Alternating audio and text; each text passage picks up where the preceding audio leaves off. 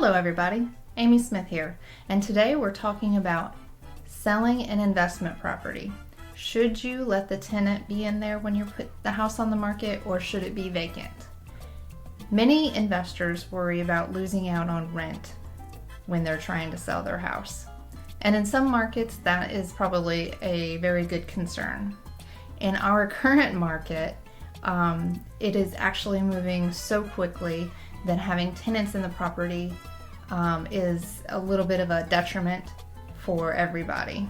Once you go under contract, it's typically about 30 to 45 days before closing, and if you're not selling it to another investor, the new owners are going to want to move in and take over.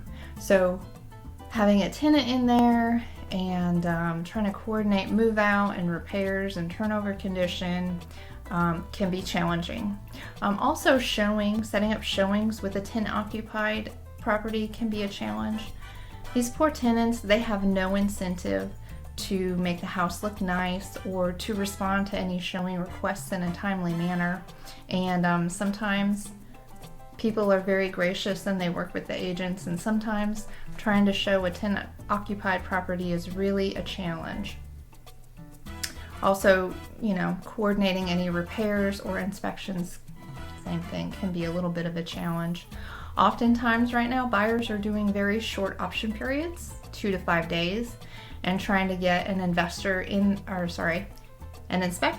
in there to look at the property, inspect it, potentially go back in and get bids on repairs. That can really, again, be a challenge scheduling with tenants inside.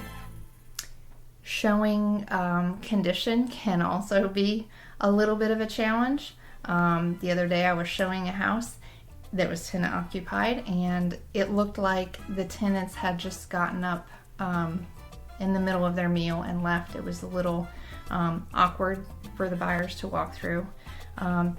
Not all tenants are like this. Many are very, very gracious. But if you're the landlord that is trying to sell a house and your tenant isn't cooperative, it can be a little bit of a challenge. So some things that you can do to combat selling a vacant property, if you're worried about that vacant properties sell for less, would be to hire an agent that stages, or to pay out of pocket to have the property staged.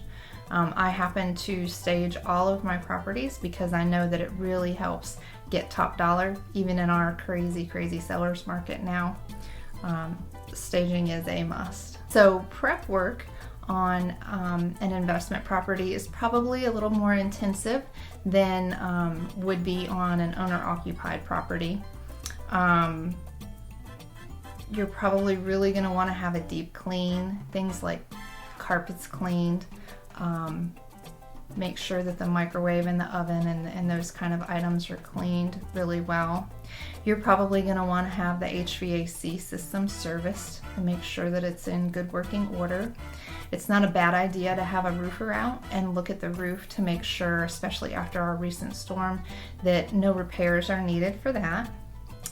Those two items alone are super helpful to have done, because in our contract process, there's only a couple of days for the buyer to have an inspection and to try and negotiate repairs.